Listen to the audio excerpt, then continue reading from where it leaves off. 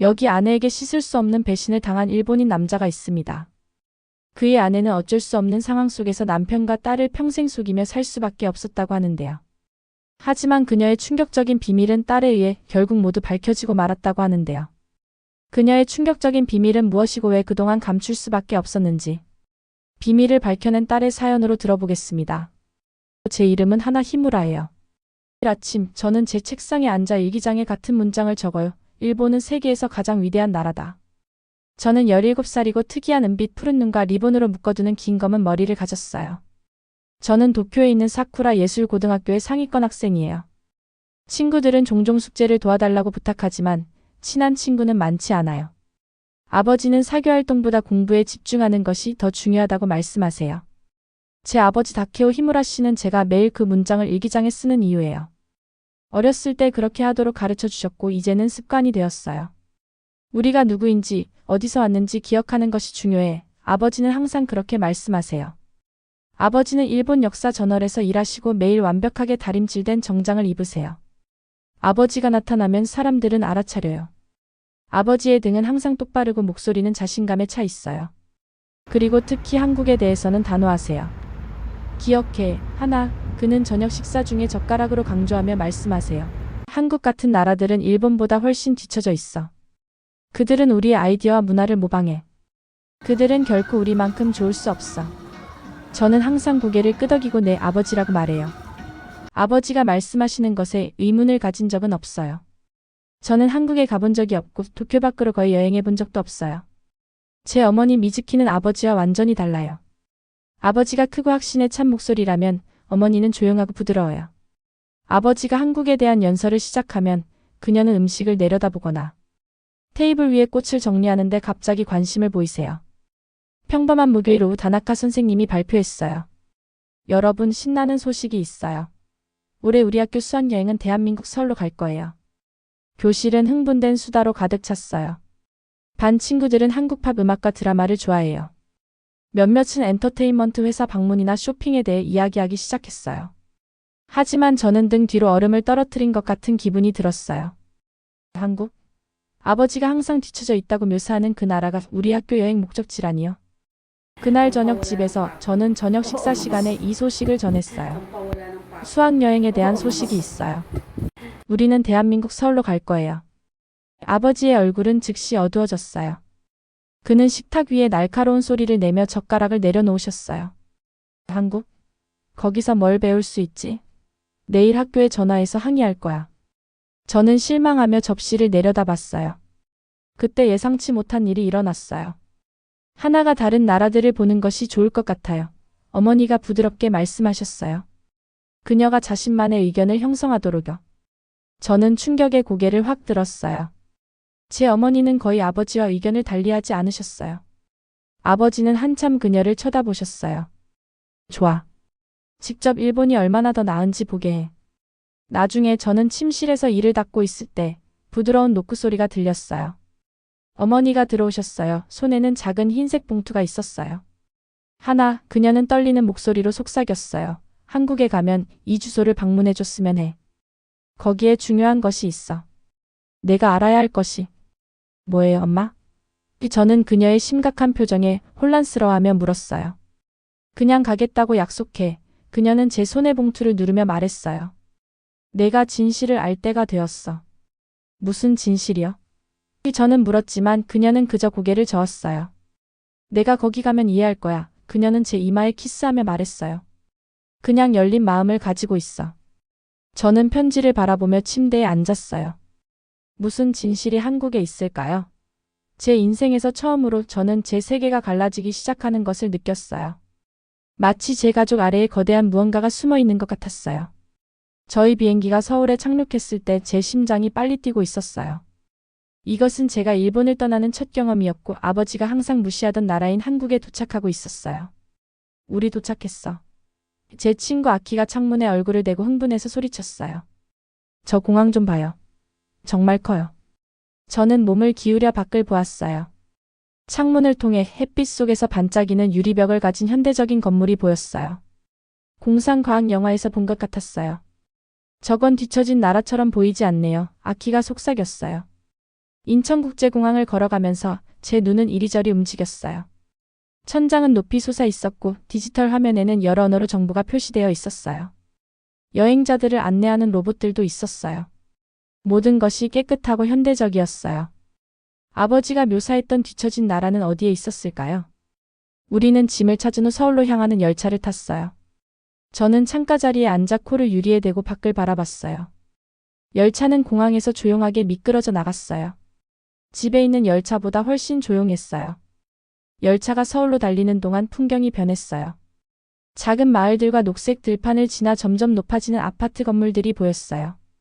마침내 서울 중심부에 들어섰을 때 제 입은 놀라움에 벌어졌어요. 거대한 고층 건물들이 구름을 향해 뻗어 있었어요. 디지털 광고판에는 K-팝 스타들과 최신 스마트폰 광고가 반짝이고 있었어요. 거리는 세련된 옷을 입은 사람들로 가득했어요. 이건 아빠가 묘사한 것과 전혀 달라요. 저는 혼잣말을 했어요. 우리는 첫 여행지인 경복궁으로 향했어요. 거대한 입구문에 다가갈 때 저는 감탄했어요. 궁궐은 아름다웠어요. 목조 건물에 밝은 색으로 그려진 복잡한 디자인과 우아하게 휘어진 지붕이 있었어요. 이 궁궐은 1395년에 지어졌어요. 우리 가이드 박 선생님이 설명했어요. 조선 왕조의 주요 왕궁이었어요. 우리는 궁궐 내부를 걸으며 한국 역사에 대해 들었어요. 그러나 박 선생님이 말씀하신 내용 중에 제가 멈춰 서게 한 것이 있었어요. 1895년 일본 자객들이 이 궁에서 명성황후를 살해했어요.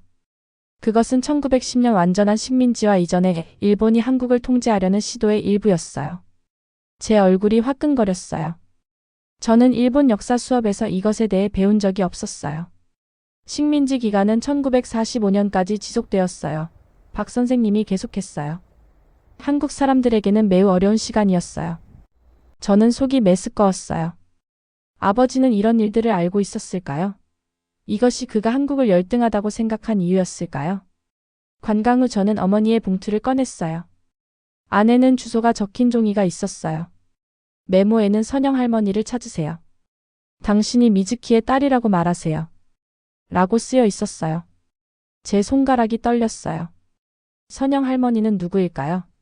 지도를 확인하니 그 주소는 북촌 한옥마을에 있었어요. 저는 다나카 선생님에게 자유시간이 있는지 물었어요. 그녀는 내일 점심 후에 2시간이 있어요. 짝과 함께 있어야 해요. 라고 말했어요. 그날 밤 호텔 침대에 누워 잠을 이루지 못했어요. 내일 무엇을 발견할까요? 선영 할머니는 누구이고 어떻게 어머니를 아는 걸까요? 어머니가 제가 알기를 원하는 진실은 무엇일까요? 한 가지는 분명했어요. 한국은 아버지가 묘사한 것과 전혀 달랐어요. 그가 이것에 대해 틀렸다면 또 무엇에 대해 틀렸을까요? 정말 이걸 하고 싶어? 다음날 우리가 호텔에서 걸어 나올 때 아키가 물었어요. 그녀는 제 휴대폰의 지도를 흘끗 보며 긴장한 모습이었어요. 가야만 해. 저는 단호하게 말했어요. 어머니가 특별히 이곳을 찾아달라고 부탁하셨어. 박물관 방문과 비빔밥으로 점심을 먹은 후 우리는 자유시간을 가졌어요. 친구들이 쇼핑 지역으로 향하는 동안 저는 아키와 함께 어머니가 준 주소를 찾아 나섰어요. 지하철은 영어 표지판과 번호 덕분에 쉽게 이용할 수 있었어요. 모든 사람들은 예의 바르게 행동했고 차량은 깨끗했어요. 아버지가 외국 대중교통에 대해 부정적으로 말했던 것과는 완전히 달랐어요. 북촌 한옥마을에 도착하자 시간을 거슬러 간 듯한 느낌이 들었어요. 서울의 현대적인 고층 건물과 달리 이곳은 곡선형 기와 지붕과 정교한 나무 문을 가진 전통 한옥들로 가득했어요. 좁은 길은 구불구불 언덕을 오르내렸고 복잡한 도시에서 벗어나 평화로운 분위기였어요. 이 집들은 정말 아름다워요. 저는 사진을 찍으며 속삭였어요. 수백 년이 된 건물에 사람들이 여전히 살고 있어요. 몇 번 길을 헤맨 후 우리는 어머니의 메모에 있는 주소를 찾았어요. 작은 나무 대문을 통해 돌길과 정성스럽게 가꾼 정원이 보였어요. 제 심장이 세차게 뛰었어요. 선영 할머니는 누구일까요? 내가 여기서 기다릴까? 아키가 제안했어요. 아니, 제발 함께 가줘. 저는 그녀에게 대답했어요. 깊게 숨을 들이마시고 저는 대문 옆 벨을 눌렀어요. 잠시 후 천천히 다가오는 발소리가 들렸고 나무 대문이 열리면서 은발의 노인이 나타났어요. 그녀는 파란색 드레스를 입고 있었고 눈 주위에 주름이 있었어요. 안녕하세요. 저는 영어로 말했어요. 저는 선영 할머니를 찾고 있어요. 제 어머니는 미즈키 히무라예요. 노인의 손이 입으로 날아갔어요. 미선의 딸? 그녀는 억양이 있는 영어로 숨을 들이마셨어요. 들어오세요. 빨리 들어오세요. 그녀는 우리를 집 안으로 안내했어요. 우리는 신발을 벗고 아늑한 방으로 그녀를 따라갔어요. 벽에는 서예 두루마리와 오래된 사진들이 걸려 있었어요. 저는 선영이에요. 그 여성은 눈물을 글썽이며 제 얼굴을 살펴보았어요. 당신은 젊었을 때 어머니를 닮았어요. 어머니를 아세요? 저는 혼란스러워하며 물었어요. 알다니요? 선영 할머니는 미소 지었어요. 저는 미선을 가르쳤어요. 그녀는 제가 한국문학교수로 있던 서울대학교에서 제일 좋은 학생이었어요. 저는 충격을 받았어요. 하지만 어머니는 일본인이에요. 선영 할머니는 부드럽게 고개를 저었어요. 당신 어머니는 여기 서울에서 김미선이라는 이름으로 태어났어요. 그녀는 당신 아버지와 결혼하고 일본으로 이주했을 때 미즈키로 이름을 바꿨어요. 방이 빙글빙글 도는 것 같았어요. 제 어머니가 한국인이라니. 아버지가 한국에 대해 나쁘게 말할 때마다 어머니는 조용히 앉아 있었던 이유가 이제 이해됐어요. 왜 이것을 숨기셨을까요? 저는 눈물이 맺히며 속삭였어요. 당신 아버지의 가족 때문이에요. 선영 할머니는 차를 따르며 설명했어요. 그들은 매우 전통적이고 한국에 대해 강한 감정을 가지고 있어요. 미선은 자신의 정체성, 교수가 되려는 꿈, 모든 것을 포기했어요. 완벽한 일본인 아내가 되기 위해서요. 저는 눈물을 멈출 수 없었어요.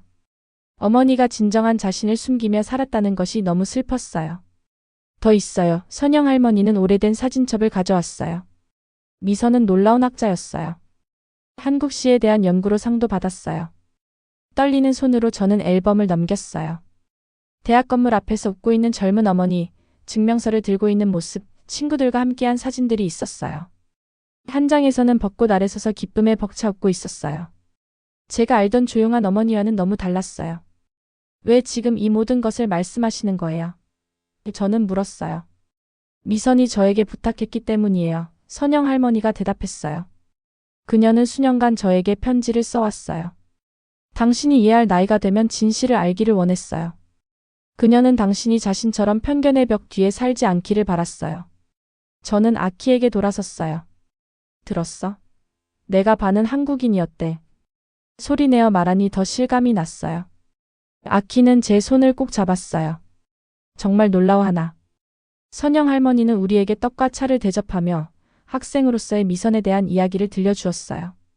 각 이야기는 제 인생의 퍼즐 조각을 채우는 것 같았어요. 미선은 많은 것을 포기했지만 고향을 잊지 않았어요. 그녀는 매년 한국 문학 학생들을 지원하고 있어요. 어머니는 제가 올 것을 어떻게 알았어요? 저는 물었어요. 그녀는 몰랐어요. 선영 할머니가 미소 지었어요. 하지만 희망했어요. 당신을 이곳으로 데려올 학교 수학여행을 몇 년간 기다려왔어요. 아쉽지만 잠시 후 우리는 숙소로 돌아가야 했어요. 선영 할머니는 떠나기 전 저를 꽉 안아주었어요. 언제든지 이곳에 오세요. 이곳도 당신 유산의 일부예요. 지하철로 돌아가며 저는 다른 사람이 된 것 같았어요. 서울의 거리는 더 이상 낯설지 않았어요. 제 피의 일부였으니까요. 괜찮아? 아키가 물었어요. 모르겠어. 가족에 대해 알던 모든 것이 이제 다르게 느껴져. 하지만 숙소로 돌아가며 저는 중요한 것을 깨달았어요. 진실은 아무리 고통스러워도 거짓과 함께 사는 것보다 낫다는 것이요.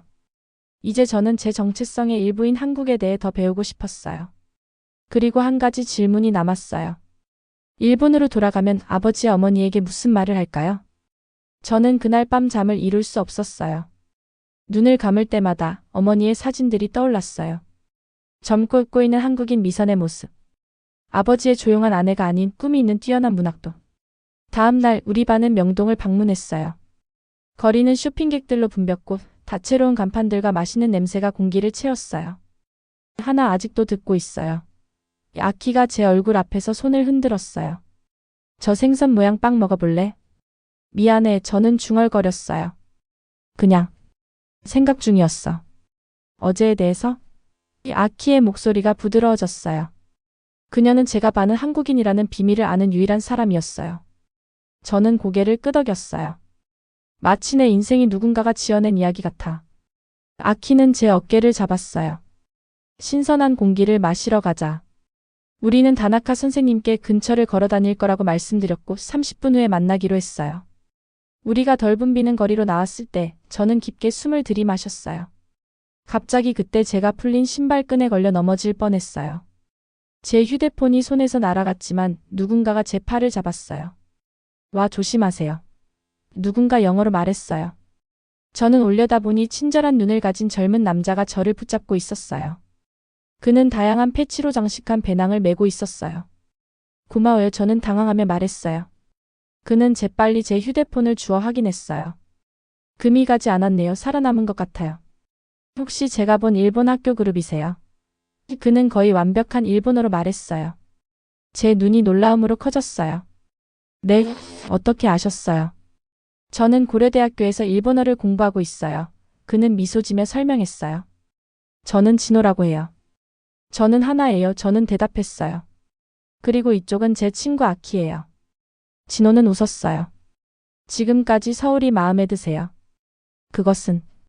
저는 망설였어요. 예상했던 것과 전혀 달라요. 한번 추측해 볼게요. 진호는 미소 지었어요. 덜 발전되어 있을 거라고 생각하셨어요. 일본만큼 현대적이지 않을 거라고요.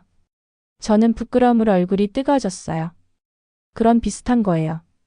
아버지가 항상 말씀하셨어요. 걱정하지 마세요. 진호는 친절하게 말했어요. 많은 사람들이 방문하지 않은 나라들에 대해 시대에 뒤처진 생각을 가지고 있어요. 그래서 여행이 중요한 거예요. 자신의 눈으로 보기 위해서요. 진호는 시계를 보았어요. 몇 분 시간 있으세요? 코너 뒤에 도시의 놀라운 전망이 있어요. 우리는 그룹을 만나기 전에 아직 20분이 남아 있었어요. 좋아요. 저는 말했어요. 진호는 우리를 언덕 위 전망대로 데려갔어요. 여기서 저는 옛것과 새것 사이의 대비를 볼 수 있었어요. 반짝이는 고층 건물 옆에 고대 궁궐, 현대적인 백화점 옆에 전통시장. 한강은 파란 리본처럼 도시를 가로질렀어요. 아름답지 않나요? 진호가 말했어요. 서울은 대비의 도시예요. 우리는 미래를 받아들이면서도 전통을 존중해요. 정말 놀라워요. 저는 동의했어요. 갑자기 이 장소와의 연결을 느꼈어요. 진호 씨, 저는 망설이며 말했어요. 요즘 한국인들은 일본에 대해 어떻게 생각하나요? 과거에 있었던 모든 일 이후에요. 진호의 표정이 생각에 잠겼어요. 복잡해요. 나이 든 세대는 여전히 점령 기간을 기억하고 그 상처는 깊어요. 하지만 제 세대는 오래된 원한보다 다리를 놓는 데 더 관심이 있어요. 다리라고요?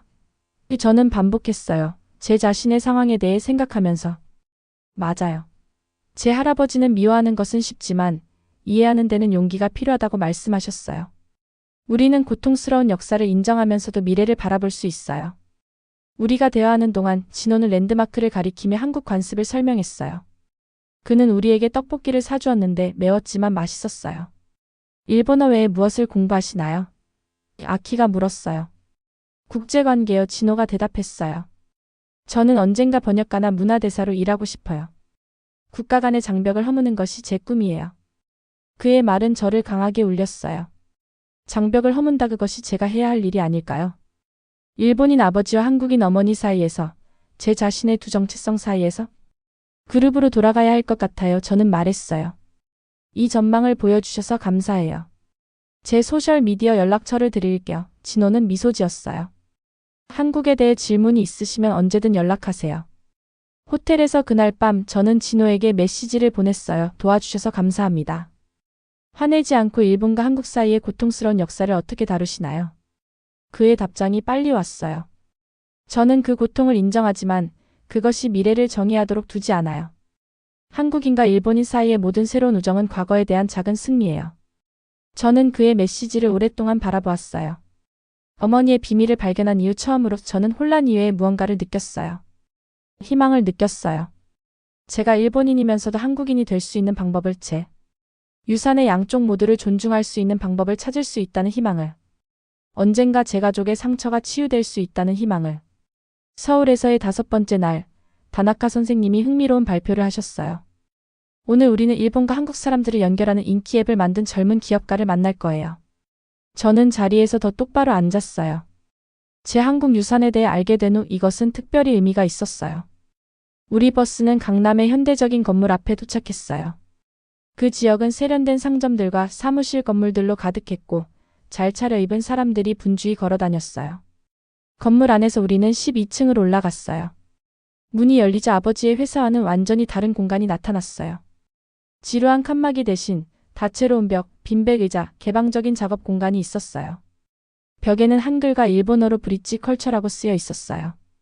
브릿지 컬처에 오신 것을 환영합니다. 20대 후반의 젊은 남자가 미소로 맞이했어요. 그는 청바지와 캐주얼한 셔츠를 입고 있었어요. 저는 이준혁 창립자이자 CEO예요. 놀랍게도 그는 완벽한 일본어로 말했어요. 제가 여러분 나이였을 때 준혁은 말했어요. 저는 일본에 대해 많은 오해를 가지고 있었어요. 역사 때문에 모든 일본인이 한국인을 싫어한다고 생각했죠. 그런데 도쿄에 교환학생으로 갔을 때 모든 것이 바뀌었어요. 복잡한 과거에도 불구하고 우리 청년 문화가 얼마나 비슷한지 깨달았거든요. 준혁은 회의실에서 그의 앱을 보여주었어요. 이 앱은 서로의 언어를 배우고 싶어하는 일본과 한국 사람들을 연결해 주었어요. 사용자들은 채팅하고 영상통화하고 심지어 직접 만남도 계획할 수 있었어요. 이 앱은 이제 100만 명이 넘는 사용자가 있어요. 준혁은 자랑스럽게 말했어요. 브릿지 컬처를 통해 실제 친구가 된 사람들이 수천 명이나 돼요. 저는 진호가 말했던 다리노키를 생각했어요. 이 앱이 바로 그 역할을 하고 있었어요. 발표 후 다른 학생들이 앱을 구경하는 동안 준혁이 제게 다가왔어요. 당신이 미즈키의 딸이지요? 그는 한국어로 조용히 물었어요. 제 눈이 커졌어요. 어떻게 아셨어요? 저는 영어로 대답했어요. 선영 할머니가 전화하셨어요. 그는 영어로 설명했어요. 저는 그녀의 손자예요. 당신의 어머니는 학생 시절 제 어머니에게 언니 같은 존재였어요. 그럼 우리는 연결되어 있나요? 피로는 아니지만 공유된 역사로요. 준혁은 미소 지었어요.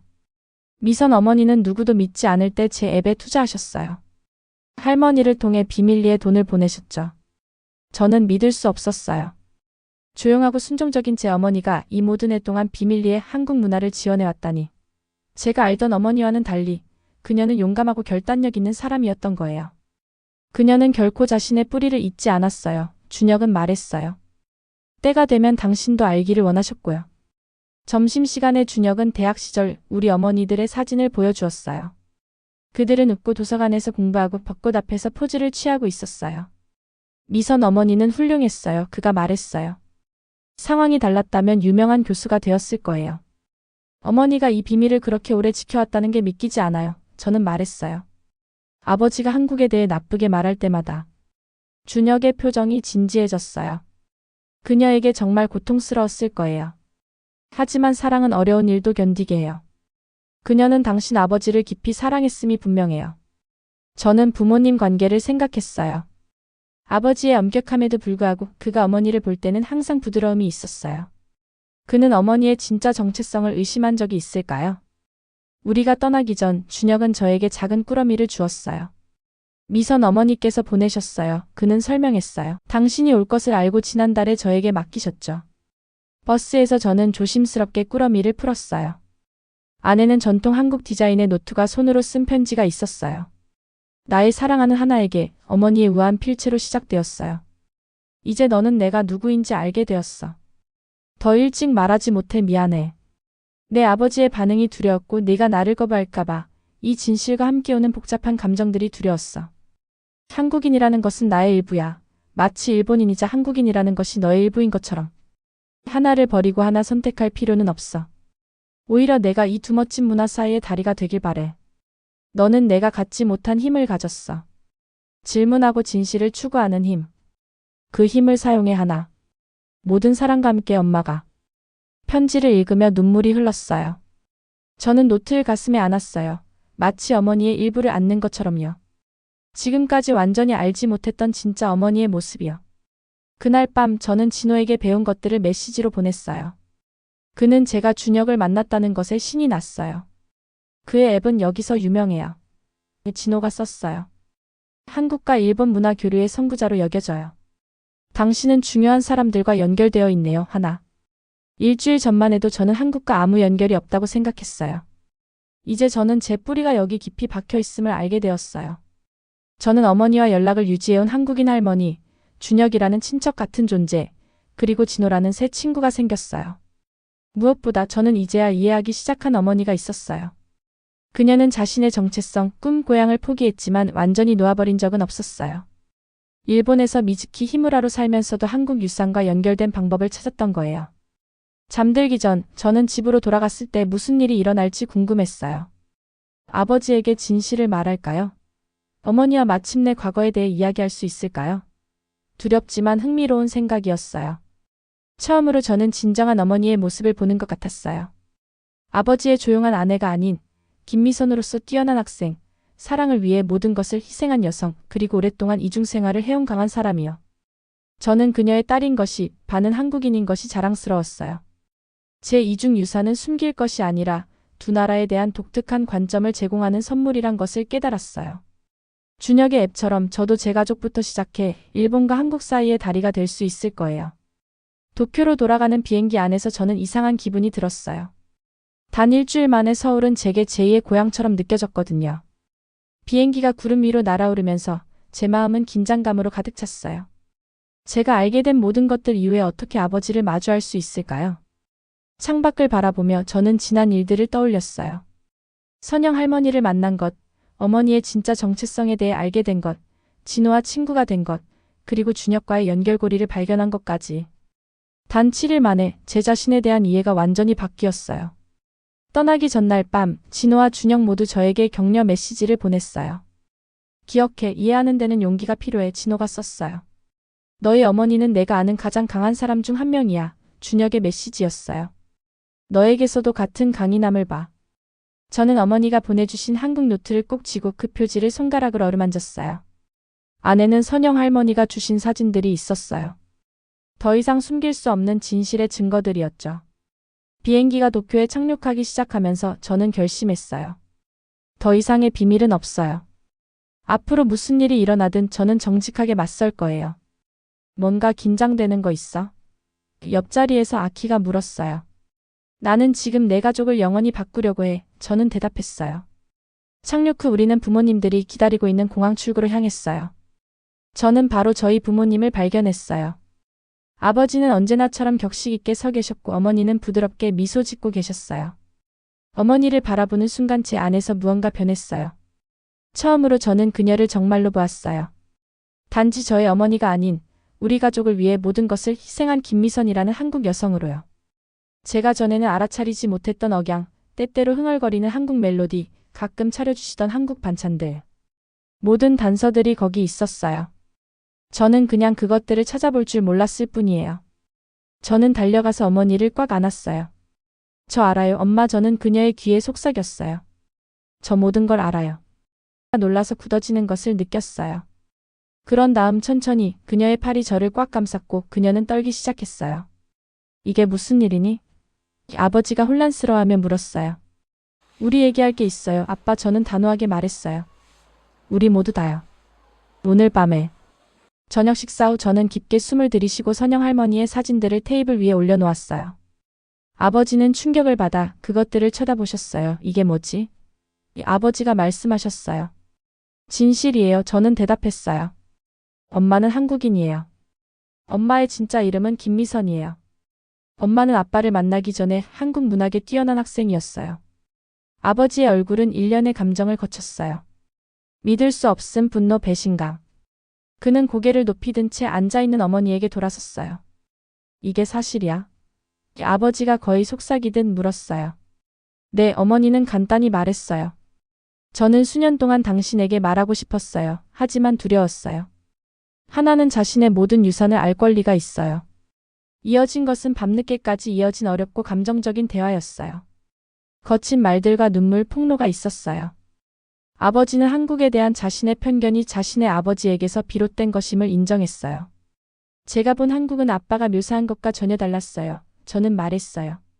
현대적이고 혁신적이며 아름다웠어요. 반은 한국인이지. 어머니가 부드럽게 정정했어요. 네, 저는 미소 지었어요. 반은 한국인이고 그것이 자랑스러워요. 아버지는 오랫동안 침묵했어요.